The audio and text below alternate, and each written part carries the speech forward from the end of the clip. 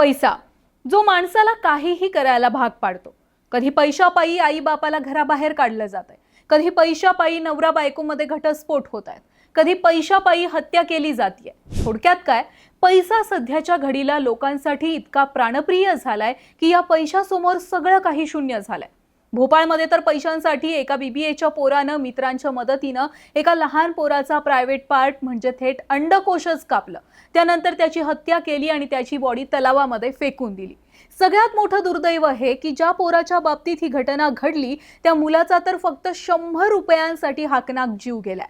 त्यामुळे भोपाळमध्ये नेमकं काय घडलेलं होतं, बीबीएचा पोरगा मित्रांच्या मदतीनं प्रायव्हेट पार्ट कापण्याचा धंदा कसा करायचा, या सगळ्यात मोबाईलवरच्या जाहिरातीचा कसा दोष होता, हेच आजच्या व्हिडिओमध्ये अगदी सविस्तर पाहायचंय। नमस्कार, व्हिडिओ शेवटपर्यंत नक्की पहा।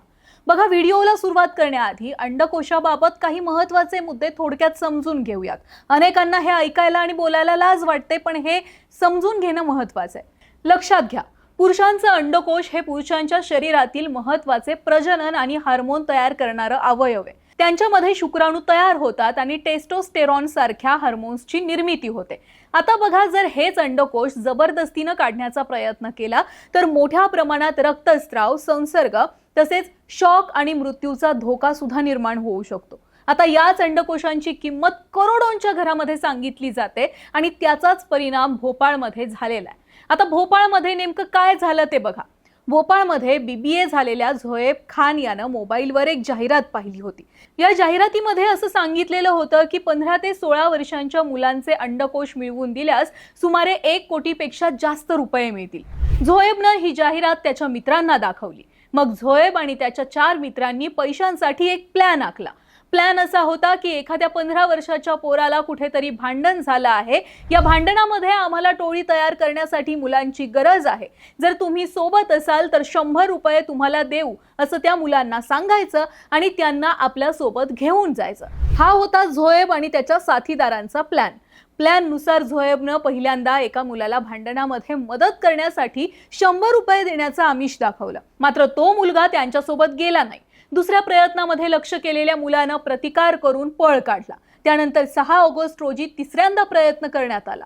3दा प्रयत्न फसले, मात्र चौथ्यांदा झोएबच्या साथीदारांनी स्वतःच्या ओळखीच्याच मित्राला इक्बाल मैदानाजवळ गाठलं, ज्याचं नाव होतं रेहान 15 वर्षांचा होता। तो पेन, पुस्तकं अशा स्टेशनरीच्या वस्तू विकायचा। याच रेहानला 100 रुपये देण्याचं आमिष दाखवलं गेलं आणि त्यानंतर रेहान झोएबच्या मित्रांसोबत जायला तयार झाला। पण रेहानला हे माहिती नव्हतं की पुढे जे काही होणार आहे त्यानं आपलं संपूर्ण आयुष्य संपलं जाणार आहे। झोएबचे मित्र रेहानला घेऊन धोबी घाटाकडे निघाले। रस्त्यात झोएबचे इतरही 2 मित्र यामध्ये सहभागी झाले। पोलिसांच्या माहितीनुसार निर्जन ठिकाणी नेऊन रेहानवर हल्ला करण्यात आला। त्याच्यावर मागून चाकूने अनेक वार करण्यात आले आणि त्याची हत्या करण्यात आली। त्यानंतर त्याचं अंडकोश काढण्यात आल्याचं तपासात समोर आलं।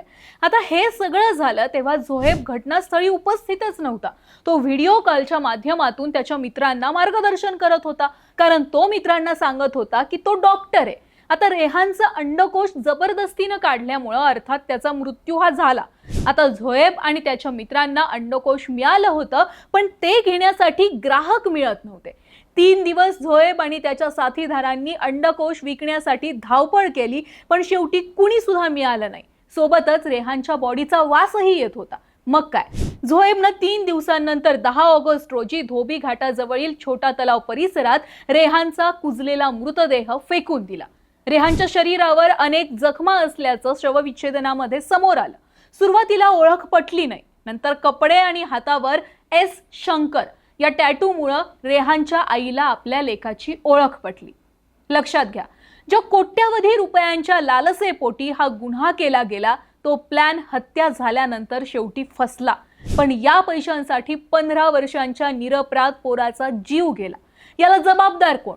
स्वतःला डॉक्टर म्हणून घेणारा झोएब की मोबाईलवर फसव्या जाहिराती करणारे लोक? मुळात सगळ्याच गोष्टी समाजावर ढकलण्यापेक्षा पालकांनी सुद्धा स्वतःच्या लेकरांकडे लक्ष देणं गरजेचं आहे। मोबाईल मुलांच्या हातात देणं चुकीचं नाहीये, पण मोबाईल मधून त्यांच्या डोक्यामध्ये काय जातंय याकडे दुर्लक्ष करणं धोकादायक आहे। पालकांनो, मोबाईल फक्त किती वेळ वापरतोय एवढंच पोरांना विचारू नका, तर काय पाहतोयस, कोणाशी बोलतोयस, ही माहिती तुला कुठून मिळाली, ती खरी आहे का, हे सुद्धा विचारा. हे प्रश्न विचारणं गरजेचं आहे. भोपाळची ही घटना आपल्याला एक गोष्ट स्पष्टपणे सांगते. एक खोटी रील मनोरंजनासाठी तयार झाली असेल, पण तिच्यावर डोळे झाकून विश्वास ठेवला तर तिचा परिणाम खऱ्या आयुष्यात अत्यंत भयानक होऊ शकतो. एका अफवेनं एका कुटुंबाचा मुलगा आज कायमचा त्या कुटुंबाला सोडून गेलेला आहे. आणि फक्त अफवाच नाही तर पैशांसाठी असलेली लालच. या सगळ्या प्रकरणावर तुमचं काय मत आहे? कमेंट बॉक्समध्ये आम्हाला नक्की सांगा. ऑनलाईन नेताला फॉलो आणि सबस्क्राईब करायला विसरू नका.